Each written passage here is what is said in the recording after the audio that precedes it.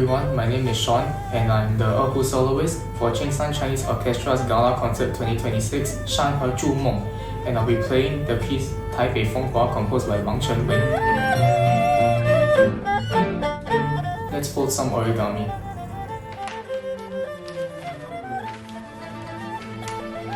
So I started learning the Erhu in secondary school when I joined Chinese Secondary School.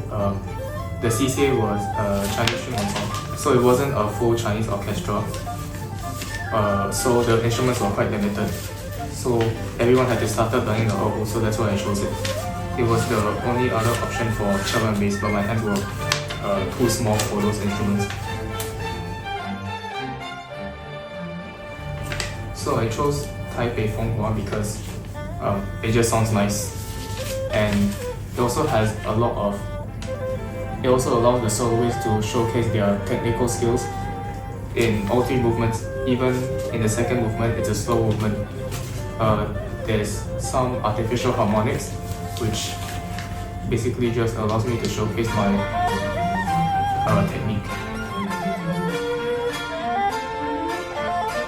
Taipei Feng Hua is about three significant landmarks in Taipei: Dadaocheng, Kongmiao, and Taipei 101.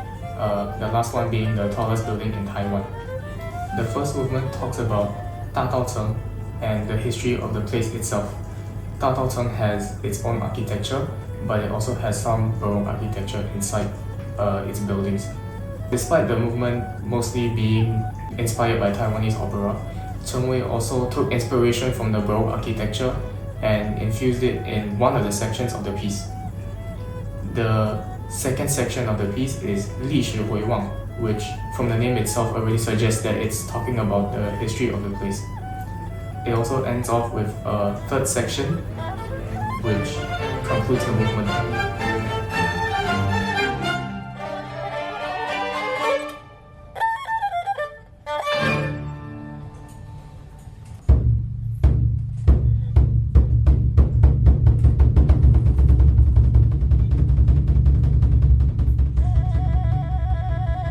Kongmiao is nearly a century old. Unlike the first movement where Dadaocheng was describing the history of the place, this movement is written in a way such that it transports you to the place itself.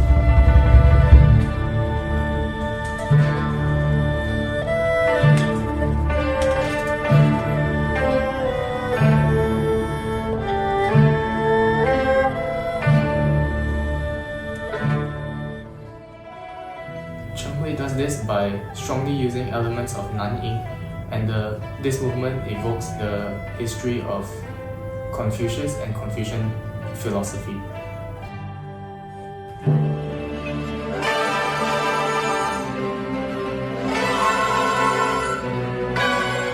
The final movement is Taipei 101, which depicts the building in different scenes. Some parts of this movement are so vividly written, you can imagine the sheer height of the building. Other parts of the movement describes this important landmark and the splendor it serves as the icon of Taiwan. This movement is not just exciting but also challenging for the soloists and the orchestra members.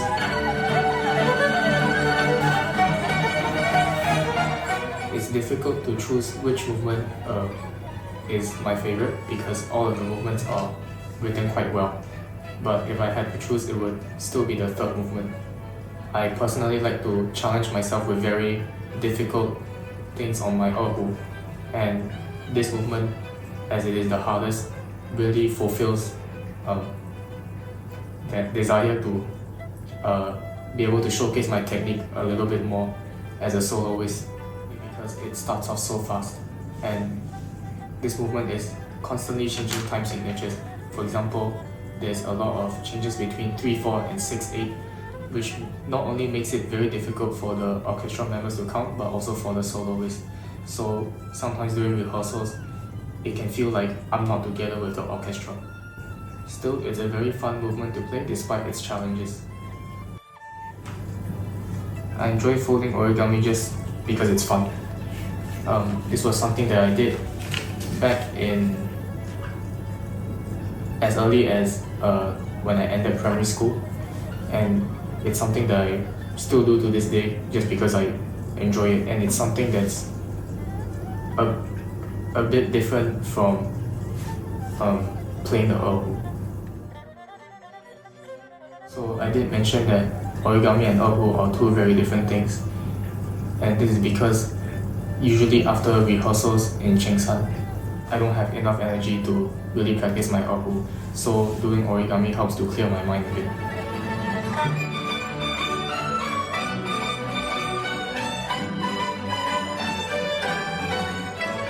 Come support us on 19th July, 5 p.m. at Singapore Conference Hall.